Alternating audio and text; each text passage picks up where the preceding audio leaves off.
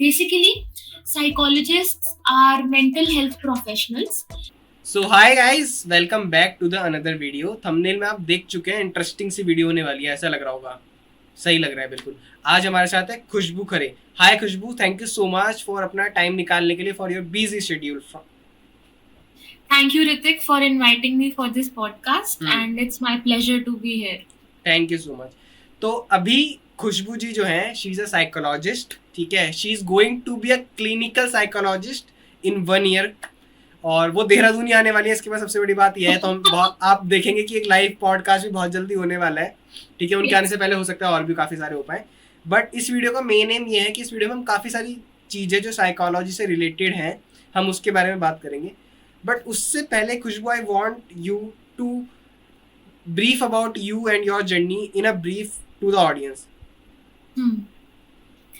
So, hi everybody, whoever is watching this podcast. I am Khushbu Khare, and I am a psychotherapist, psychologist, and I am currently pursuing my MPhil in clinical psychology at NIMS Hospital, Jaipur. After a year, I'll be a clinical psychologist with a license from the RCI. So, my journey, like Ritik has asked me to share that, I feel that it's been very interesting because very early on in my life, I realized that psychology is probably the field where my soul lies. And people around me were a little surprised because you don't see that clarity in people at that young an age. But I would say it was God's grace or whatever, I had that sort of a clarity that way. So yeah, and I have done my bachelor's from Jesus and Mary College, Delhi University, and my master's is from Christ University, Bangalore, and now I'm here at NIMS Hospital for my MPhil. And my dad is in the army, so I've been an army kid. So that has also been an important part of my journey because I've been moving around the whole country all my life. So I feel that has really added on to my career and my personality altogether. Okay, nice. So, are you studied from the army school? That is a very interesting question. Um, I want to say not really. In fact, my parents made a conscious effort to not send me to an army school. The reason being that my dad used to study in army schools because my dadu was also in the army. So Okay. he did not have a good learning experience. He was very clear that हम अपने बच्चों को private school में डालेंगे. So I've not been to army schools. हाँ, जहाँ जिस station में schools है ही नहीं and army school was the only option, वहाँ पे I've been to army school. Okay. Chalo, that's great. Let's come to the journey right back. So, as a psychologist, what is your job to do? Like, people are not, these days people are not aware about the psychologist thing as much as, ठीक है। So, एक बार please आप बता दीजिए कि आप करते क्या हैं एग्जैक्टली, आप कैसे लोगों की हेल्प करते हैं। Thank you for asking that question because like you said, ज़्यादा लोगों को जानकारी नहीं है इस बारे में, and a lot of times people mix up, psychologists, doctors, बहुत ही replaceably ये terms use होते हैं. There are a lot of misconceptions. Basically, psychologists are mental health professionals. Basically, people who specialize in mental health. तो अगर किसी को भी किसी प्रकार की mental health problem कोई face कर रहा है, कोई issue आ रहा है, if it's stress, if it's adjusting in a new environment, and if it's any mental disorder like depression, anxiety. So basically, mental health professionals help them fight that and get through it. So psychologist ka kaam basically is to help people have a better living experience and also assess people and see what can be changed in their life in order to make it better for them. Okay, great. तो अभी तक के career में ऐसा क्या वो सबसे best point रहा है जो you liked about your profession? See, I would say that because my profession is, has been my choice, I would say that every day is an enjoyment for me because I see that people who are around me in the same profession, some of them get tired. शाम होते होते थक जाते हैं या कभी कभी rant कर देते हैं कि यार इतना डिमांडिंग है, ऐसा है वैसा है.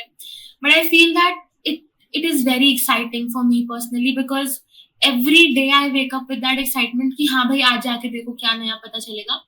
But if you have to ask me like that, then I feel that बहुत सारे experiences ऐसे हुए हैं जो मेरे को काफी मेरे ऊपर जिन्होंने influence किया है. And my internships have been interesting. My years of graduation and post graduation have been interesting, but there's no one single thing that I can point out because it's been a journey. Okay, great. So खुशबू, ये बात तो अच्छी, but आपने starting में intro में बोला था कि यू आर अ साइकोलॉजिस्ट और अभी you are going to be a clinical psychologist. तो इन दोनों में डिफरेंस क्या है? ओके. सो जैसे और मेडिकल प्रोफेशंस में अलग अलग फील्ड्स ऑफ स्पेशलाइजेशन होती है, उसी तरीके से साइकोलॉजी की फील्ड में भी आगे और ब्रांचेस होती हैं, जिसमें से काउंसलिंग साइकोलॉजी एक होती है, क्लिनिकल साइकोलॉजी होती है. तो इसमें थोड़ा सा अंतर है. और भी ब्रांचेस होती हैं, educational psychology, sports psychology, forensic psychology. But अगर हम काउंसलिंग एंड क्लिनिकल की बात करें तो जिस तरीके की प्रॉब्लम्स ये दोनों ब्रांचेस डील करती हैं उसमें हल्का सा अंतर आ जाता है. ओके, और लाइक क्या डील करते हैं, अगर कुछ एग्जांपल मिल पाए?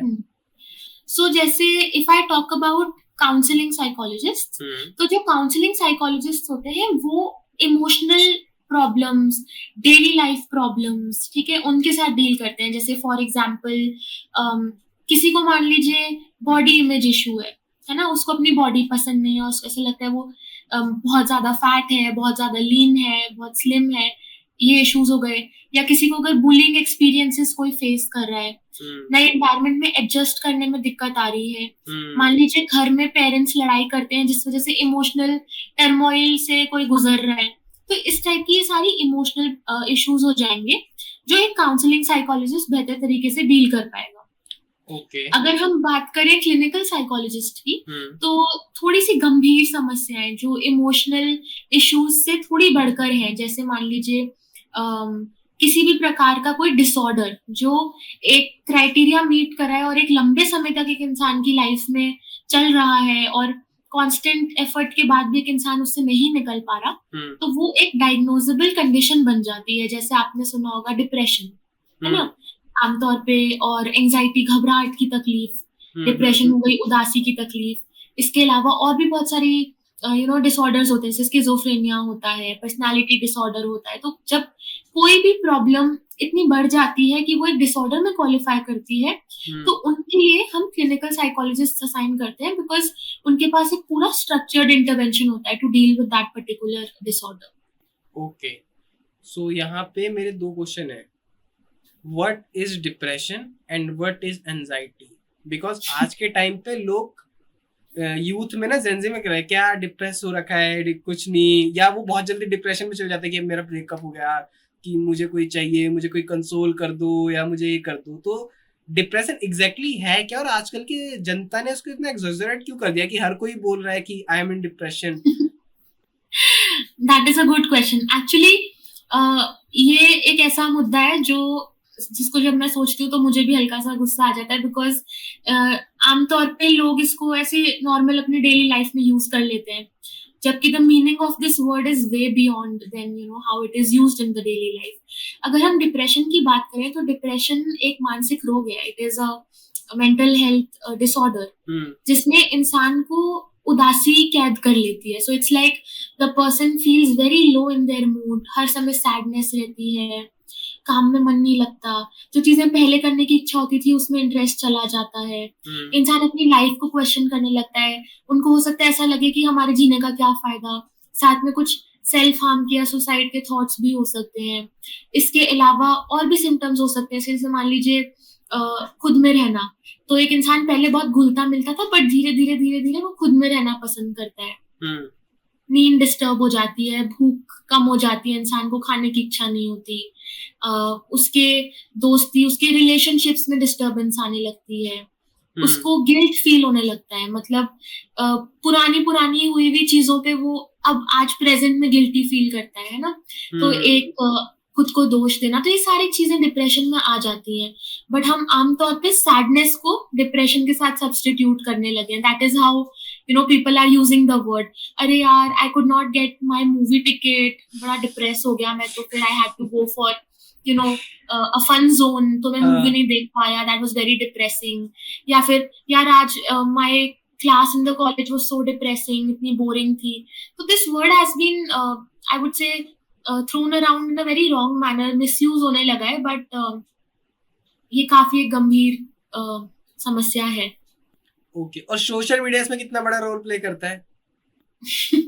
सोशल मीडिया ही तो कल्प्रिट है अगर आप मुझसे पूछें, क्योंकि होता क्या है कि सोशल मीडिया पे हर इंसान को एक्सेस मिल जाता है, तो कोई दुनिया के किसी भी कोने में बैठ के कंटेंट कंज्यूम कर रहा है. अब इसका अपना बहुत बड़ा फायदा भी है. आमतौर पे अगर हम देखें तो डिप्रेशन जैसा शब्द शायद ही किसी को पता भी होता अगर सोशल मीडिया ना होती. बट जितना ये अवेयरनेस फैलाने का काम कर रहा है ना, उतना ही ये उसके मिसयूज को भी प्रमोट कर रहा है. बिकॉज जिन लोगों को पूर्ण रूप से जानकारी नहीं है, आधी जानकारी जो लोग रखते हैं, वो वहां से फिर एक धारणा उसकी बन जाती है और वो आगे पास ऑन होता है. तो अगर किसी भी चीज की पूरी तरीके से नॉलेज ना हो, जैसे इंग्लिश में एक कहावत है कि लिटिल नॉलेज इज डेंजरस, तो अगर लिटिल नॉलेज हो तो फिर वही है कि इंसान फिर उसमें मिर्च मसाला खुद डालता है, and then they start using it and other people start catching it कि it's a fancy word, okay sadness की जगह दे यूज दिस, तो it goes like that. But I would say that social media has been very helpful also because people are now getting little more aware about mental health. पहले जितना stigma इसके इर्द गिर्द होता था कि there used to be a term called पागल, ये तो पागल है, इससे तो दूर रहो. People used to think that mental health disorders are communicable, साथ रहोगे तो खुद को भी हो जाएगा. तो बहुत सारे मिसकंसेप्शंस थे, अब समय के साथ सुधर रहे हैं. तो ये है. तो एंजाइटी भी एक मेंटल इलनेस है. एंजाइटी में क्या होता है कि जैसे अगर मैं तुमको बोलूं कि तुम्हारा जॉब इंटरव्यू है, तो तुम्हें हल्की सी टेंशन होने लगेगी उस चीज की, है ना. तो I am assuming if Hrithik does not feel nervous, that's okay, but आमतौर पे a person might feel a little nervous, right, कि इंटरव्यू है, पेट में बटरफ्लाईज, स्वेटिंग होना. तो ये एक बॉडी का एंग्शियस रिस्पॉन्स है एक ऐसी सिचुएशन में जहाँ पे बॉडी को एक कह लो डेंजर या एक थ्रेट महसूस हो रही है ना. तो जैसे जॉब इंटरव्यू है या मान लीजिए एग्जाम है या स्टेज पर जाके बोलना है, ये रोजमर्रा का काम नहीं है, ये कभी कभी हो रहा है. तो बॉडी को सडनली एक घबराहट होती है कि यार कैसे होगा, सही हो जाएगा कि नहीं हो जाएगा. तो जब ये वाली फीलिंग जो हमें इम्पोर्टेंट इवेंट से पहले आती है, जब ये फीलिंग इंसान को रोज आए, कई बार आए दिन में, सेटल होने में दिक्कत आए इस फीलिंग को कि आपका शरीर कोई इंपॉर्टेंट चीज नहीं है, कोई स्ट्रेसफुल चीज नहीं है आपके आसपास, but you still in that state, that is called anxiety. फिर इसके लक्षण हो सकते हैं जैसे मान लीजिए पसीना छूटना, दिल की धड़कन बढ़ी रहती है ना, और मुंह सूखने लगता है, हेडेक बन जाता है, हाथ पैर शिवर करने लगते हैं, कंपन होने लगती है. तो इस टाइप के इसके सिम्टम्स हैं. ये भी अलग अलग टाइप्स की होती है. अगर आपने सुना हो फोबिया, एक वर्ड है ना, कि यार मुझे तो इससे फोबिया है. फोबिया का मतलब होता है किसी चीज का डर होना, ठीक है, काफी ज्यादा सीरियस डर होना किसी चीज का. तो फोबिया भी एक तरीके का एंजाइटी डिसऑर्डर है, जिसमें कि कोई एक पर्टिकुलर चीज है, जैसे मान लीजिए कॉकरोच है, आप कॉकरोच को देख रहे हैं but that is making you anxious, just like confronting a tiger in a forest would make you anxious, now cockroach is making you that anxious. तो इसके भी बहुत सारे टाइप्स हैं. फोबिया में हमें पता होता है क्यों हो रही है एंजाइटी. सोशल एंजाइटी हमें पता होता है कि सोशल सर्कल में जाने में या सोशलाइज करने से रिलेटेड एंजाइटी है.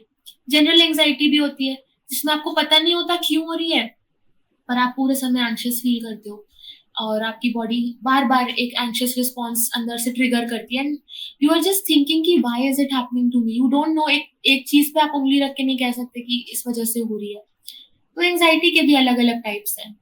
Okay, now I get an idea कि क्या है और क्यों होता है. ओके, तो जैसे आपने भी बताया तो मेरे को डिफरेंस समझ में आया, दैट्स नाइस.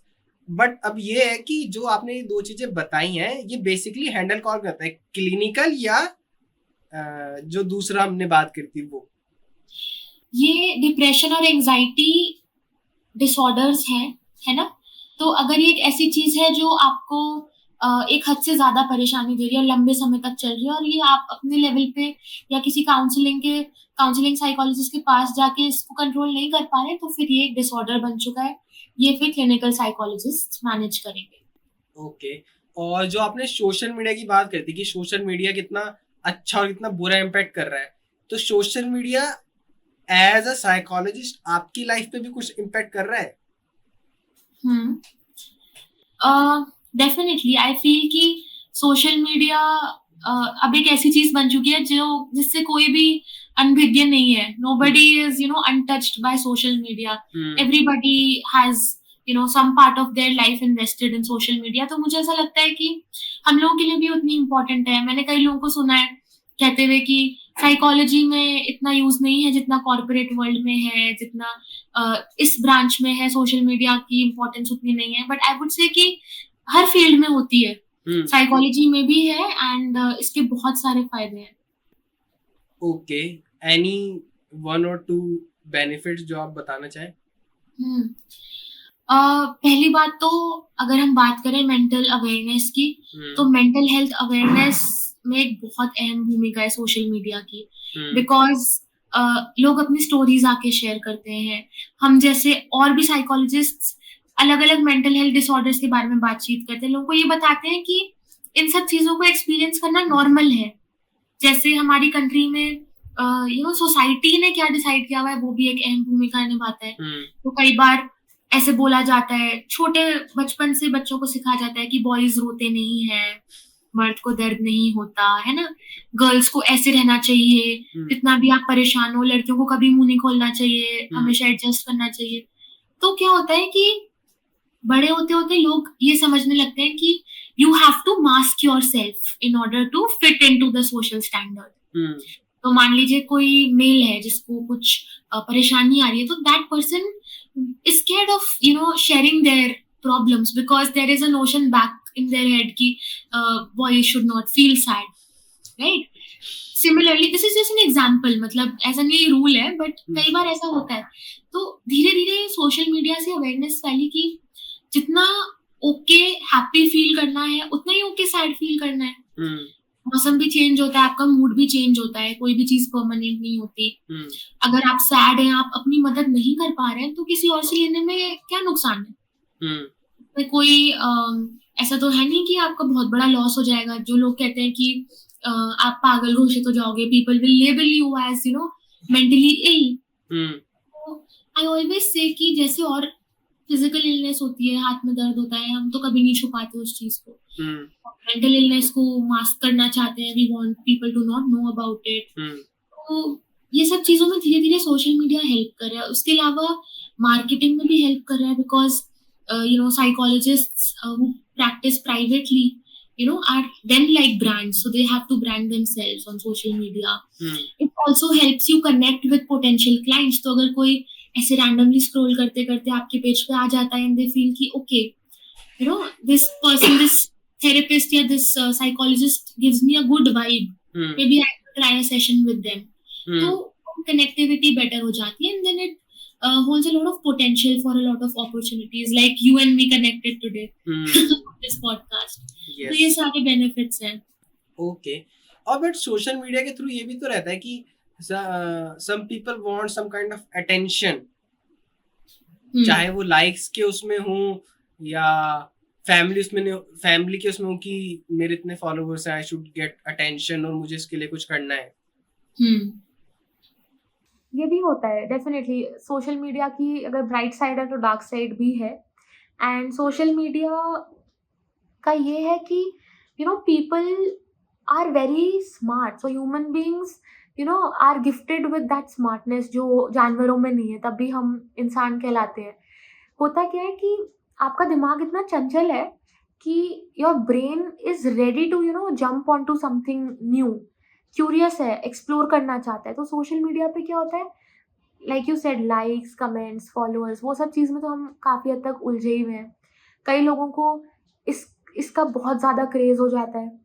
तो क्या होता है कि दे स्टार्ट धीरे धीरे drifting away from there real identity and they start adapting or adopting a new social identity, because of which a lot of times we get clients जो आके ये बोलते हैं कि मैं चेंज हो गई हूँ या मैं चेंज हो गया हूँ, लेकिन मुझे समझ नहीं आ रहा, not happy with it. That's because you lost your true self in the process.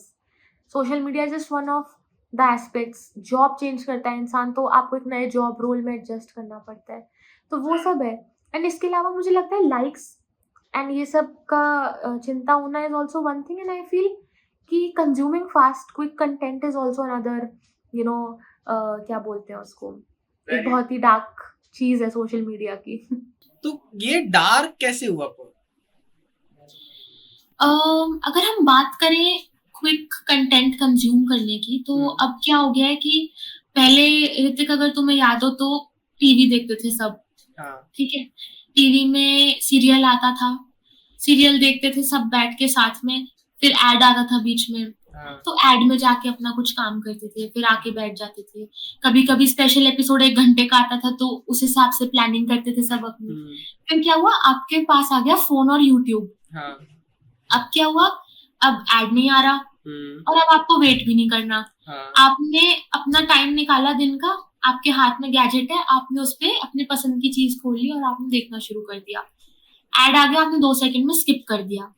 अब धीरे धीरे क्या हुआ कि आपके ब्रेन को लगा कि यार ये तो बहुत ही अच्छा सिस्टम है, you don't have to do that much मेहनत and you are getting the same excitement जो आपको वैसे मिलती है.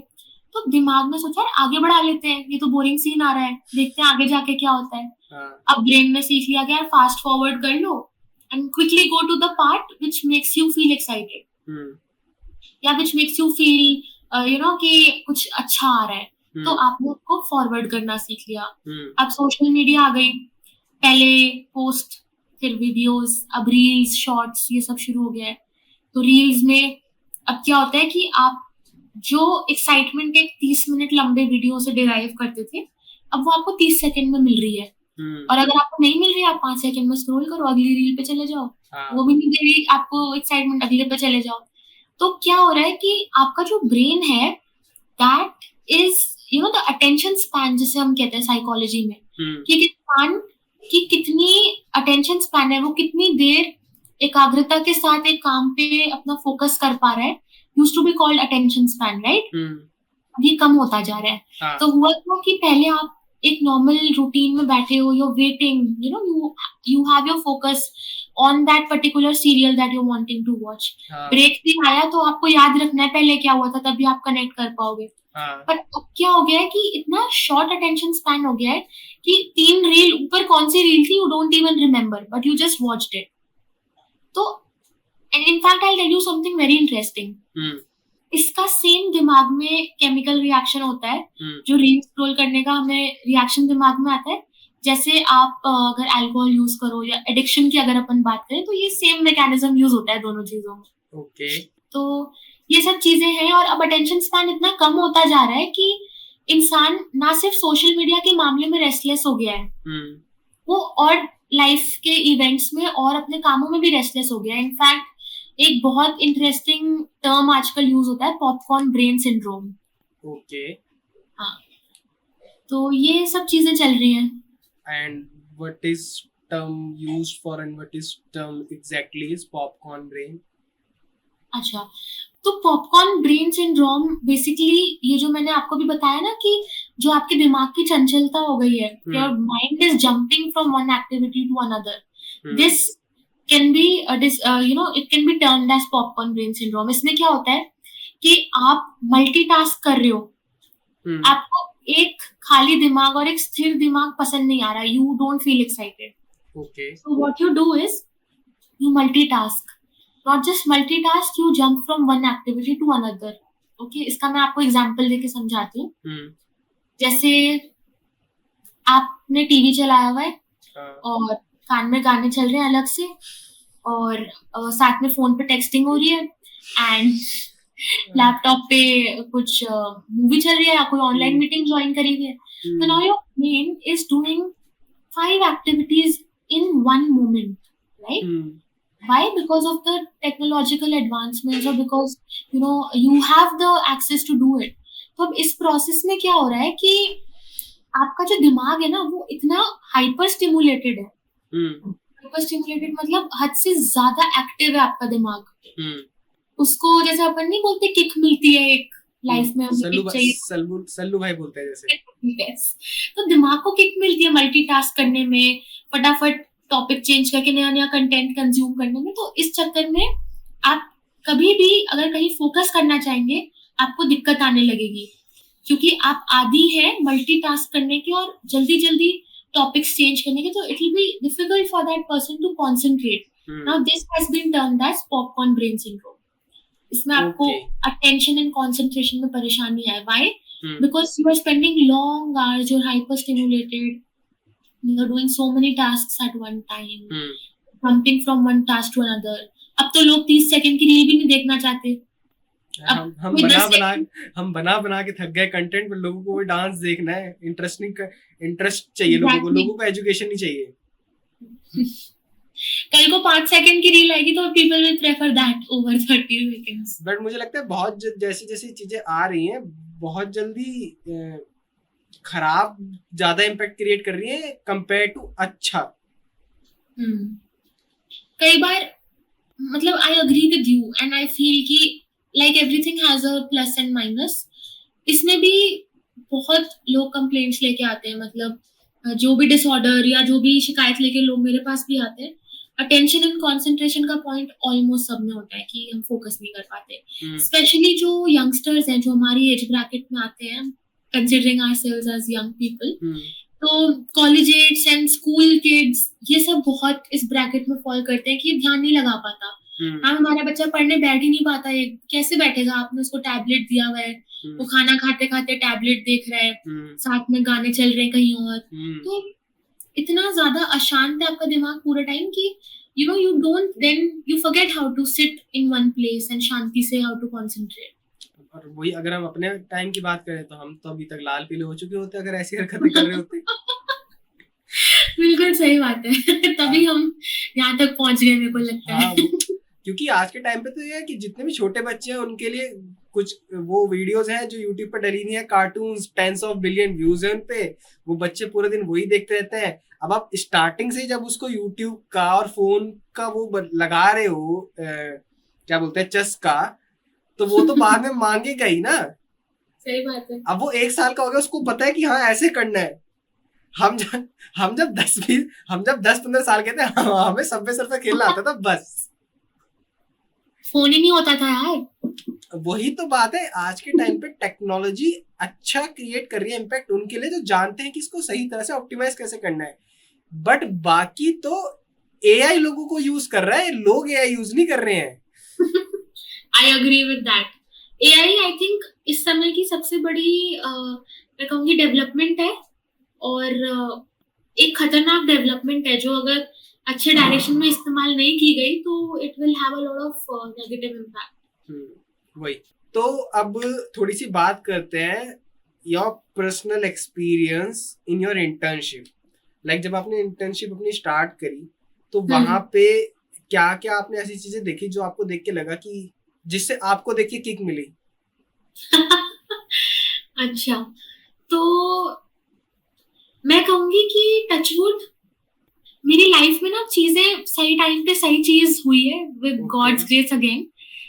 मेरी इंटर्नशिप्स भी ना ऋतिक ऐसे मिली है मुझे कि मुझे जब जो इंटर्नशिप चाहिए थी ना वो तब उस टाइम पे ही आई है मेरी लाइफ में। अगर मैं बात करूं, आई रिमेम्बर यू आस्क्ड शुरू में कि मेरा सफर कैसे शुरू हुआ साइकोलॉजी में and what was my journey like. I feel that since the day one I was it was meant for me to be in this field. तो जब मैं छोटी भी थी तो I was a very empathetic person. Empathy की अगर हम बात करें तो एम्पथी एक ऐसा इमोशन है जो आपको लोगों की तकलीफ समझने में हेल्प करता है। तो एक छोटा बच्चा मतलब 5-6 साल की उम्र से देख लीजिए आप, एक वो वाली समझ की हाँ अगला इंसान उदास है एंड उसको भी उतना ही उदास कैसा फील हो रहा होगा उसको उस उदासी में, I could feel that. And as I grew, so interesting fact, my mom is a counseling psychologist. Okay. So she's been my role model. Like I worship her.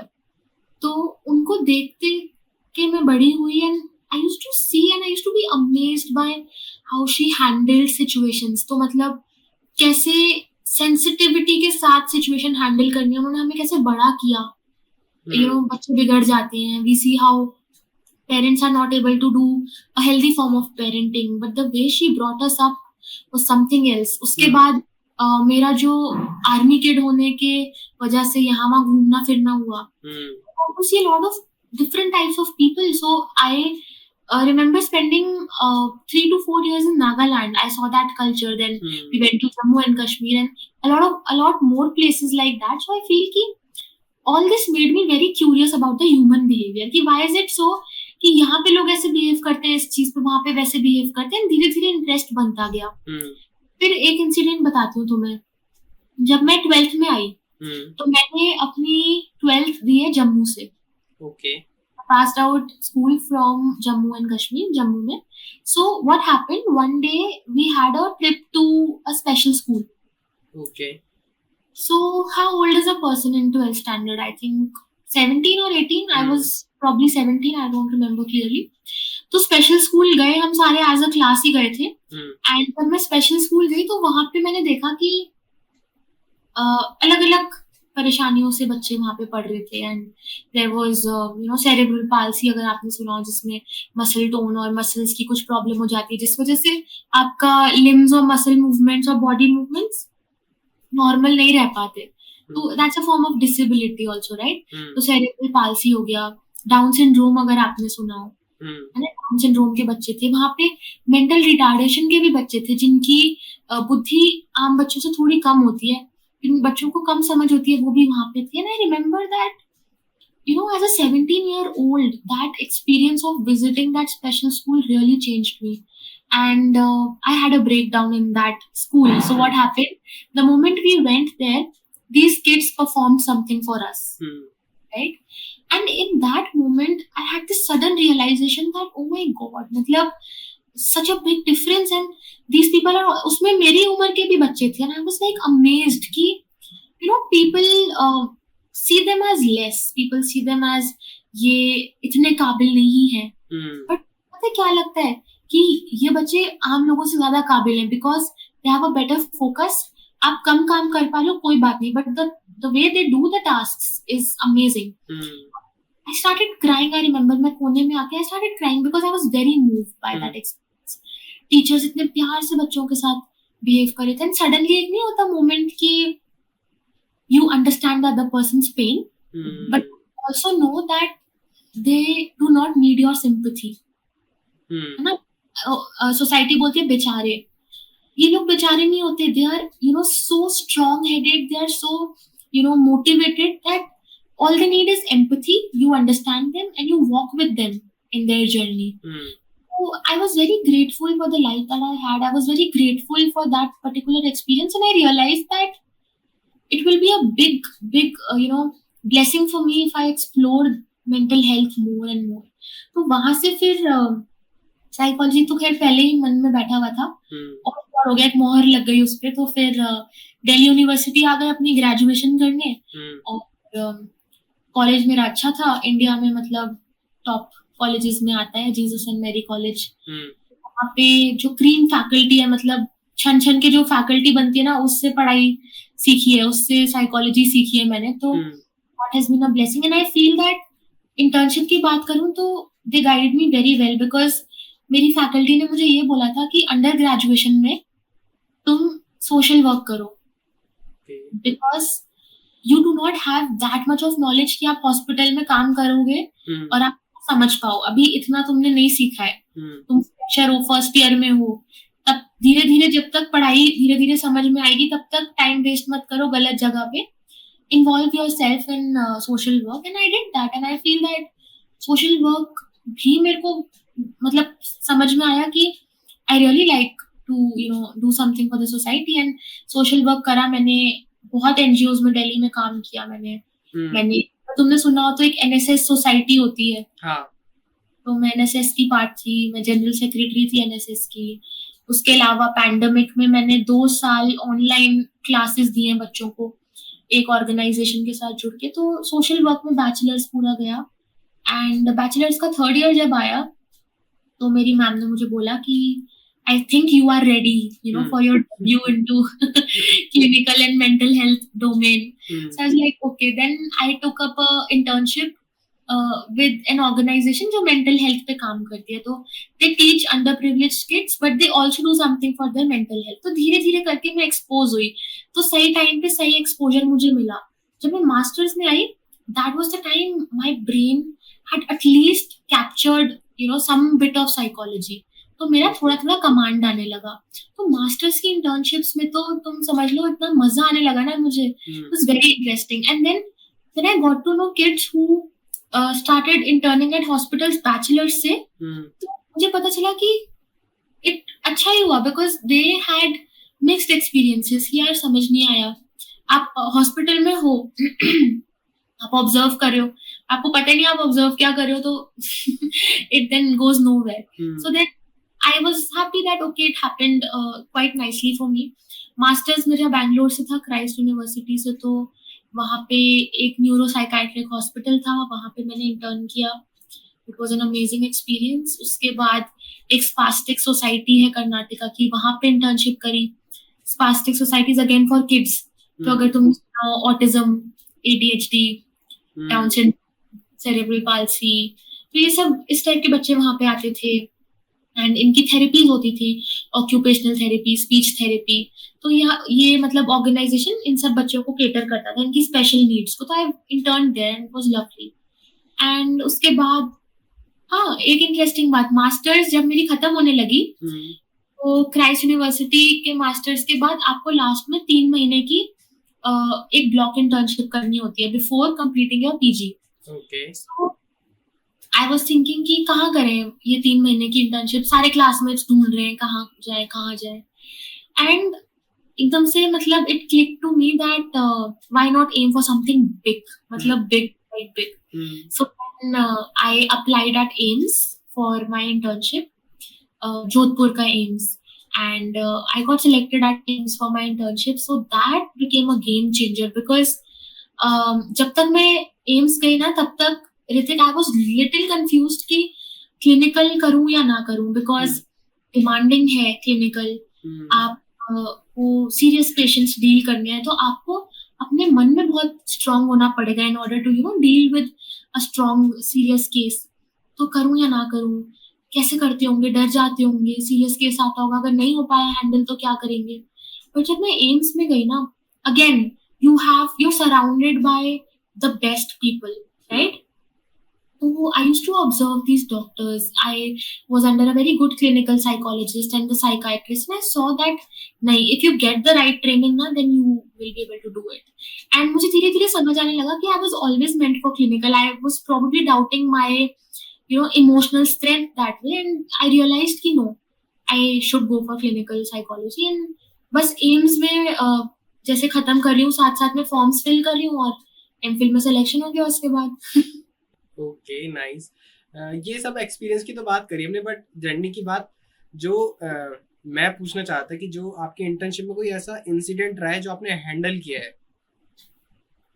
अच्छा, so like the interesting incidents in my internship. हाँ, I think बहुत सारे experiences रहे हैं. And I feel that कुछ patients जो मैंने देखे, उनसे मुझे काफी सीखने को मिला. मेरे एक सर हैं, वो हमेशा कहते हैं कि आपको ना किताब नहीं सिखाती, आपको आपका पेशेंट सिखाएगा. तो even if you are not having the time to sit with your books, you are very attentive with your patients ना, आप समझ पाओगे एंजाइटी क्या होती है अगर आपने सुना अपने पेशेंट को ठीक से. तो इंटर्नशिप में ऐसे होता था कि जैसे मैंने बताया ना, न्यूरो साइकाइट्रिक हॉस्पिटल, तो वहाँ पे एक इंसिडेंट ऐसा हुआ कि हम लोग 4th फ्लोर पे बैठते थे, 4th या 5th फ्लोर पे, एंड 2nd फ्लोर पे उनका वार्ड होता था, पेशेंट वार्ड. एंड जो पेशेंट वार्ड होता था उसमें they used to have these क्या बोलते हैं उसको, जाली, जो स्ट्रॉन्ग वाली जाली होती है. सीढ़ी चढ़ते वक्त रोज सोचती थी कि यार पेशेंट वार्ड के बाहर ऐसे जाली क्यों लगाई हुई है, मतलब it is so wrong, what are you trying to show people and all. फिर एक दिन क्या हुआ कि मैं लंच करके नीचे आ रही थी, एंड आई सॉ कि जाली खुली हुई है. तो मैंने देखा कि पेशेंट्स घूम रहे हैं, मेरे को लगा कि यार इतने पीसफुल पेशेंट्स हैं, एक मेंटल इम्पैक्ट भी पड़ता है कि ये जब देखते होंगे कि इनकी सिक्योरिटी ऐसी है तो इनको क्या लगता होगा. तो नेक्स्ट डे क्या हुआ कि हम राउंड पे जा रहे थे और मेरी टर्न थी राउंड पे जाने की। I went on the rounds और एक पेशेंट था, वो एक साइकोटिक पेशेंट था, उसको पैरानॉइड स्किज़ोफ्रेनिया था, जिसमें आपको ना शक होने लगता है लोगों पे कि वो आपको नुकसान पहुंचाना चाहते हैं, और भी बहुत सारे सिम्टम्स होते हैं। तो बेसिकली जब हम उसको देखने गए तो उसके लिए मैं एक नई इंसान थी, तो वो डॉक्टर को तो रोज देख रहा था। So when I went with the doctor, तो that person started feeling scared of me कि यार ये कौन है और ये यहाँ क्यों आई है मेरी बातें सुनने। तो that person started getting started getting little, क्या बोलते हैं उसको, restless, बार बार इनको बाहर भेजो, इनको बाहर भेजो। तो मैंने बोला okay, and I stepped out of the room because it's very important for you to respect your patient। मैं बाहर आ गई रूम के। उसके बाद मुझे सर ने बताया कि the patient thought कि you are spying on him, तुम उसकी इंफॉर्मेशन निकालने आई हो यहाँ पे, like that। I said okay fine। फिर अगले पेशेंट के पास गए तो मैंने पहले सर से पूछा कि should I come inside with you, तो सर सेड ओके। वो डिप्रेशन का नॉर्मल ऐसे केस था एक, तो हमने वो देखा। फिर नेक्स्ट डे की बात है, मैं लंच करके नीचे उतरी हूँ और जो वो वाला पेशेंट था पैरानॉइड स्किज़ोफ्रेनिया वाला, दैट पेशेंट वाज वो ऐसे कॉरिडोर में घूम रहा था and that patient saw me. और मैं कुछ भी नहीं कर रही थी, मैं नीचे जा रही थी, तो ऑब्वियसली फोर्थ फ्लोर से रास्ते में सेकंड फ्लोर आ गई। तो जैसे ही सेकंड फ्लोर आया, he saw me and he thought that again they have their own experience of the world। तो उसको लगा कि यार why is she here again, ये मेरे को हार्म करने आई है। and he ran towards me in full speed and I was so scared and he started screaming। वो sounds निकालने लगा and suddenly वो जो जाली थी that came in between and he had to stop and he was shaking the क्या बोलते हैं उसको, जाली, एंड स्क्रीमिंग एट मी कि आई विल सी, मैं तेरे को देख लूंगा, you are trying to act smart, मुझ पे नजर रख रहे हो and all that. And I shivered, I was alone and I got so scared. मैं भाग के नीचे गई, but that day I was like oh my god, मतलब such a risky profession, you don't know, your safety becomes a big concern then, और like that. And फिर मैं थोड़ा सा, मतलब मेरे पे वो इंसिडेंट ने अपनी छाप छोड़ी थी, बट टाइम के साथ मुझे ये रियलाइज हुआ कि उसकी गलती नहीं है, गलती मेरी भी नहीं है। If don't have a rapport with the patient, अगर आप पेशेंट्स कभी नहीं मिले है ना, तो ऑब्वियसली पेशेंट को आपको लेके अलग अलग थॉट्स आ सकते हैं, that's fine. Patient had a rapport with the doctor, तो patient was good with the doctor.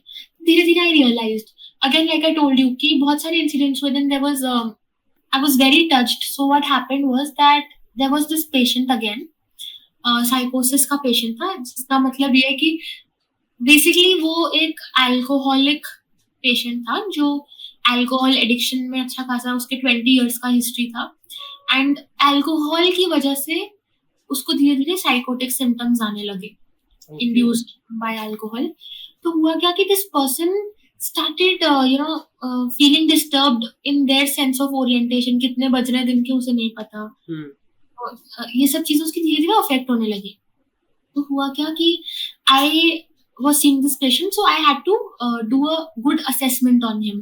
तो मेरे को अगले दिन रिपोर्ट प्रोड्यूस करनी थी टीचर्स के सामने कि इस पे ये असेसमेंट लगाया मैंने मैम पेशेंट पे, and these are the results, so that then I can plan आगे की थेरेप्यूटिक इंटरवेंशन एंड वो पूरा treatment plan and all.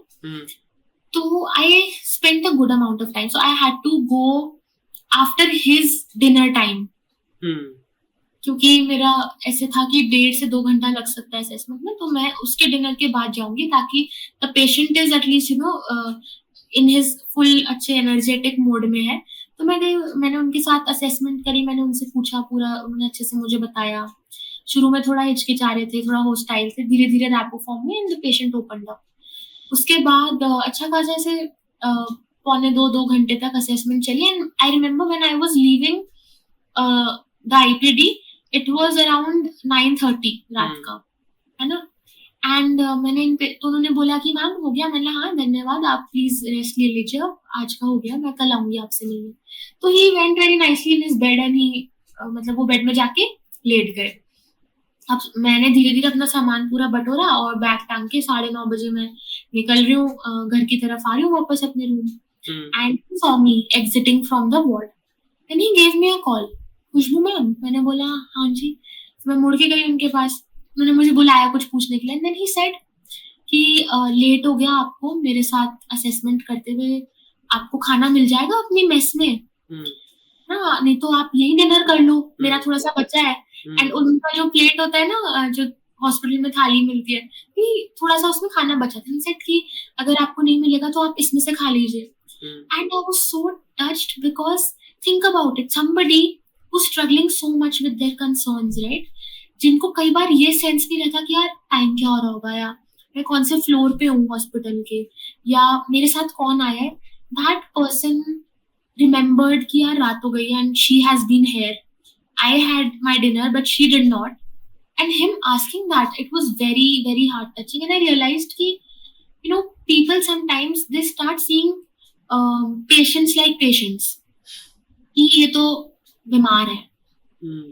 Mental patient हो जाए तो वो तो मतलब पीपल थिंक कि ये तो कर्स हो गई भाई, हम पे तो वो लग गया एक, है ना. But their mental health challenges are a part of them. वो इंसान खराब नहीं है. That particular thing, that challenge that they are facing is a problem, but there so much that they are good at, and उनके सारे areas सही है, but वो एक पर्टिकुलर चीज में स्ट्रगल करें. And the moment we understand that ना कि this person needs our help with this, and this person is not just their disease, this person is more than their disease, you know, it's a whole human being, and disease is just a small part of them. That understanding really helps. And मेरा भी जो time के साथ change है, it's all because of these tiny experiences that I've had. So I was very touched that day. Okay, that's a really nice story. So अभी के लिए what is your future aim? क्या चाह रहे हो आप जिंदगी में? ये तो बहुत ही खतरनाक सवाल पूछ लिया ऋतिक तुमने. I always believe in trusting the process.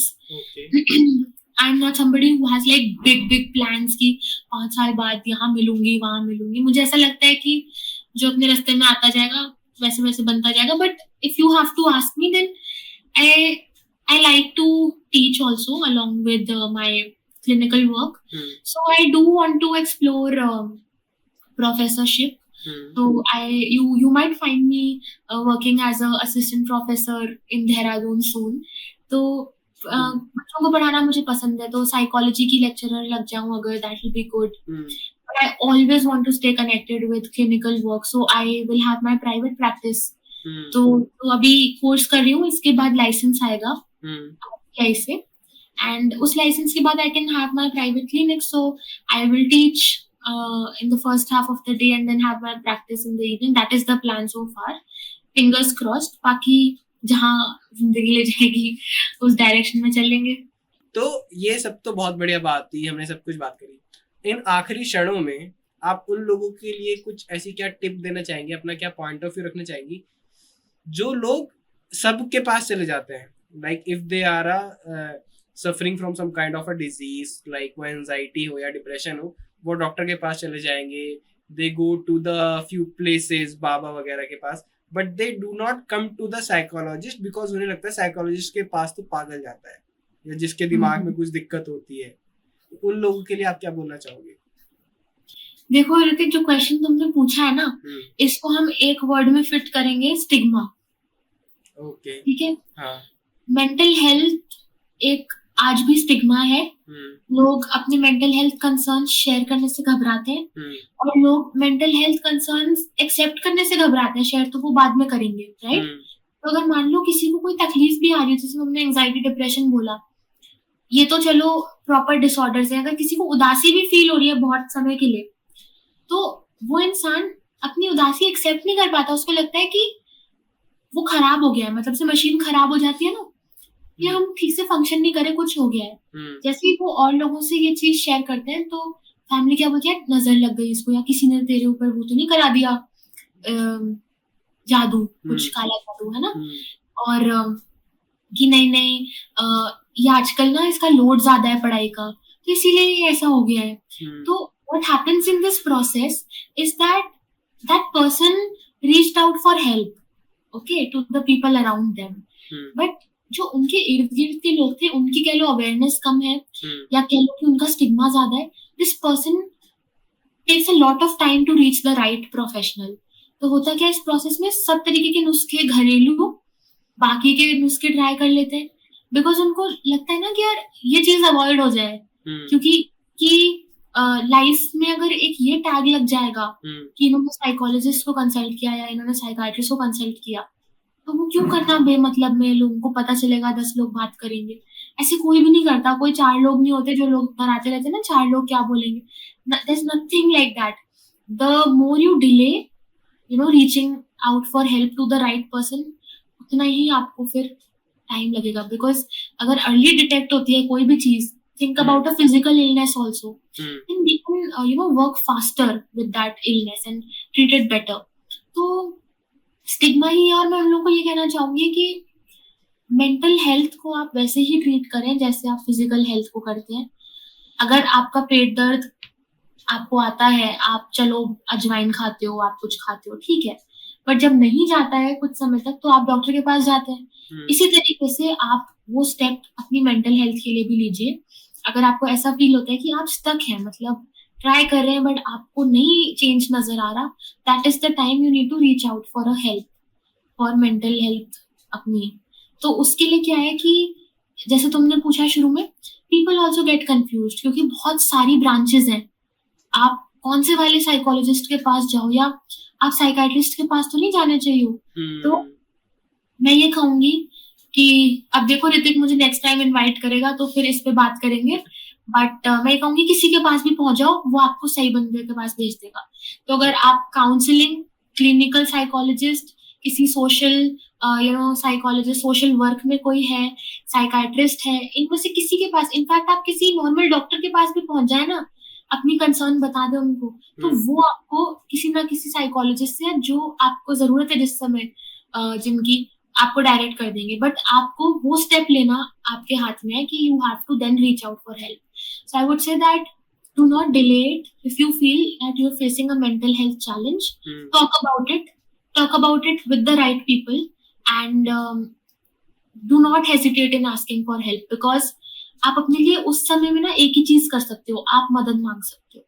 क्योंकि अगर आपने मदद नहीं मांगी ना तो आप अंदर अंदर परेशान रहेंगे, and people will not be able to know it, because आपने उसको मास्क कर रखा है। तो यदि आपको किसी चीज की परेशानी है, आप उसको बताएं खुल के, एंड दिशा आपको मिलती जाएगी धीरे धीरे।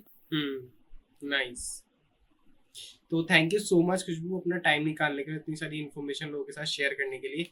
आई hope people get some kind of insight from this video. और अगर किसी का कोई क्वेश्चन तो आप प्लीज कमेंट डाउन कर सकते हो, we will try to answer your comment. और आप अगर खुशबू के साथ कनेक्ट करना चाहते हैं तो you can find all the links, social media links in the description box below, और you can go for your consultants as well. और subscribe to the channel, like the video and share with this your friend जिसको इसकी need है। तो thank you so much यहाँ तक रुके रहने के लिए। Thank you Ritik for inviting me, and it was such a fun and I feel a very meaningful conversation today with you, and you're doing some really great work. Please keep going, and hoping to stay connected with you, and देखते हैं आगे offline कुछ collab करेंगे। बिल्कुल। Thank you so much. Yes, thank you.